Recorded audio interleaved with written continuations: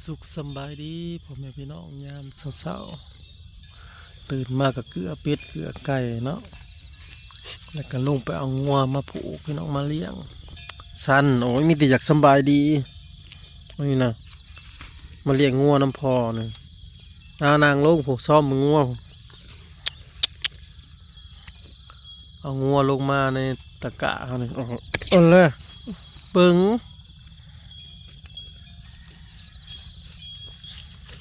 มันเปื้อนนะมันหยามันดกอยู่ได้พี่น้องหยาตามคันเทนาผูกแม่มัน2 ตัวแล้วก็ปล่อยลูกมันกินจักเล็กจักน้อยมันก็อิ่มดอกก็เอาขึ้นไปตากเขาพอดี2 มื้อวานนี่เขาจะมาเอาแล้วตอนเอารถดูดไปไหม้นะมาติดเบิ่งนะได้1,000 กับ 3 โล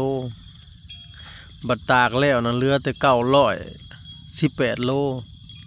ขาดไปอยู่85บอกพี่น้อง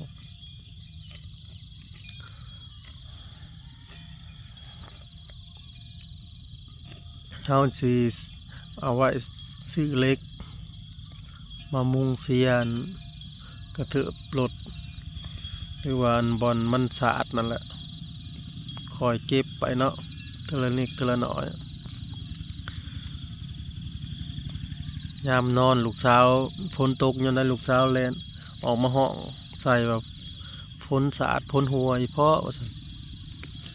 เลยเก็บเงินไว้หาไปเทละนิดเทละหน่อยโฮมเข้ากัน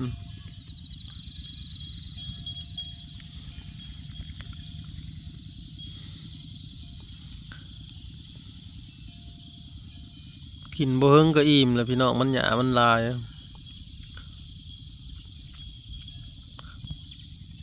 เทวเจ๋นะมันบอกมันเข่าบ่ได้รถดูดรถเกี่ยวนะยังบ่ทันได้มาเกี่ยวเอาซ้ำยังยากพุ่นแหละเลี้ยงงัวขึ้นไปพุ่นแหละ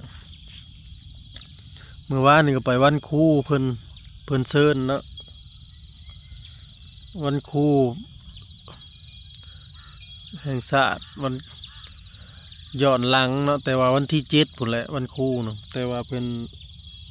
เฮ็ดเวียกบ่ทันบ่จัดงานบ่ทันกิจกรรมหลายอย่างเมื่อวานนี่ก็มีทั้งน้องน้อยนักเรียนร้องเพลงเพื่อสร้างสรรค์บรรยากาศและก็ฟ้อนเนาะศิลปะวรรณคดีให้พ่อแม่พี่น้องได้ชมเพราะว่าผู้ไปร่วมงานนั่นแหละเด็กๆมีความกล้าหาญเนาะก็สนับสนุนเขาเจ้าแต่ว่าวันครูนะครับนึกถึงคุณงามความดีของครูที่บอกที่สอนถือว่าเป็นพ่อแม่ผู้ที่2เนาะมอบดอกช่อดอกไม้แล้วก็มีของขวัญเนาะเมื่อวานนี่ก็ถือว่าจบเป็นที่เหี่ยมห้อยมีทั้งคณะมาแต่เมืองเพิ่นแล้วก็คณะบ้านพร้อมด้วยพ่อแม่ประชาชนที่รับเชิญแล้วก็ครูอาจารย์และลูกศิษย์วานนี้เฮาก็บ่แล้วดอกเข้ามาก่อนสำบายดีพี่น้อง10 โมงครึ่งเข้ามาวานพอสิไปเอาของนำพระอาจารย์นั่นเพิ่นส่งมาเนาะมาแต่ไทยเพิ่นส่งมาฮอดแต่โดนแล้วแต่ว่าทางงานบริษัทเขาเจ้าบริโทรมาบอกฮอดได้3 มื้อจะได้ขึ้นไปเอารอให้เขาจะโทรมาบ่โทรมาจักเทื่อจะขึ้นไปเบิ่งซื้อเมื่อวานถามเบิ่งในบริษัทเขาจะขนส่งเจ้าเห็นมาแต่3 มื้อน่ามันได้เข่าเฮาพี่น้องทางหลังงามบ่อันนี้เข่ากลาง แต่มันบ่ทันได้ออกนะเฮาว่าสิบ่ได้ปานนี้ได้ว่าสิบ่งามปานนี้บ่งามบ่มันออกมานะออกห่วงมานะพี่น้องเบิ่งแน่นะพี่น้องรอรุ่นว่าสิมานสิได้ซ้ำเก่าหรือว่าลื่นเก่าหรือว่ารุดเก่าเนาะบัดแล้วพ่อแม่พี่น้องแต่มันยังท้องอยู่นะเฮาว่ามันสิบ่ปานนี้เด้แต่ว่าน้ำมืดเลยเด้อพี่น้อง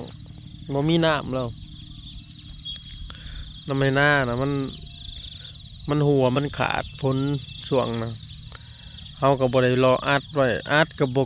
คอยอยู่น้ำหัวตัวนี้เป็นหน้าซ้ายบ่แล้วก็คิดว่าฝนสิบ่หยุดขาดเด้ก็มืดฝนสิลงมาอัดไว้หักสิได้เกี่ยวอยู่บ่พี่น้องคันมืดฝนนี่ถ้าหากฝนบ่ตกยังหลายเติบเนาะเพราะว่าเฮาเกี่ยวนะ13 14ให้นี่แหละตัวยั่งมันก็สิยั่งหลายแต่รถเกี่ยวก็คักเด้อพี่น้องเอารถลงงะ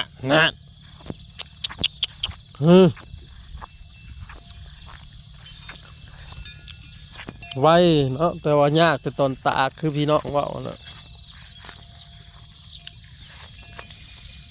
ตากแต่ว่ากับบ่ยากพี่น้องเพศใส่แยงคือตาก2แดดเท่านั้น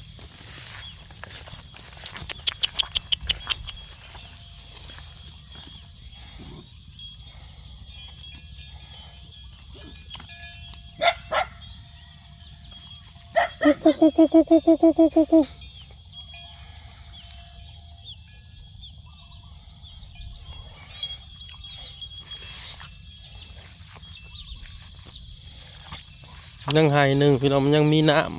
ำกระซุกบ่เบิดในเฮาเลยบ่ทันได้เกี่ยวเอาลดลงบ่ได้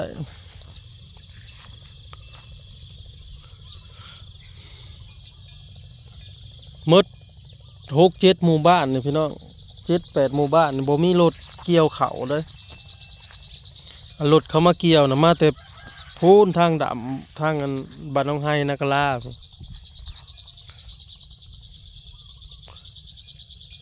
แต่หนีไปหาบ้านเขาเจ้านะประมาณ20 ลักพุ่นแหละ20 กิโลพุ่นแหละ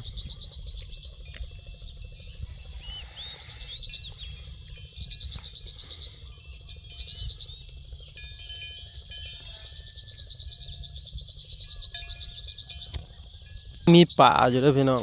ในก้นน้องจะว่ามีนกกระย่างขาวมาแต่เช้า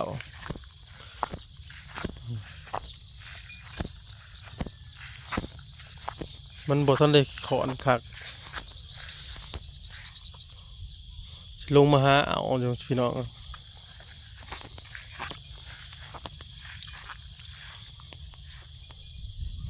มันยังบ่สุกคักเนาะว่าสิเกี่ยวกันนะ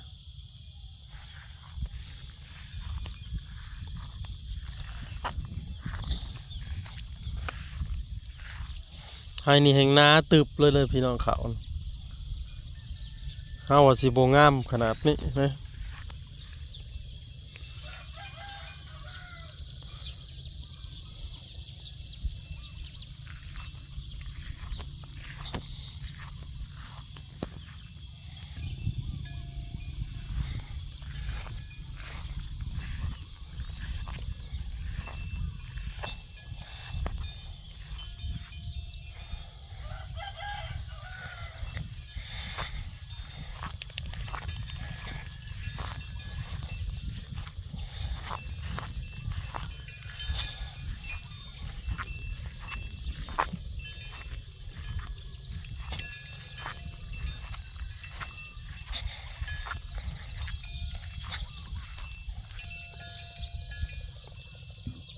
ว่าเรื่องรถเกี่ยวเขา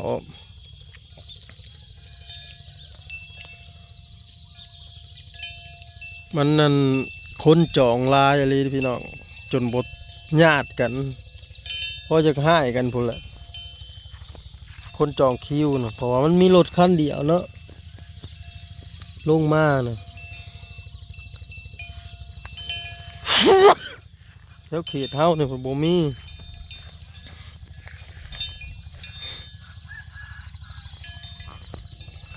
ตอนนั้นยังเกี่ยวบ่เบิดได้เขาเจ้าเมื่อบ้านเขาเจ้าก่อนเขาจะโทรนำเขาว่าทางบ้านก็ยังลายเขา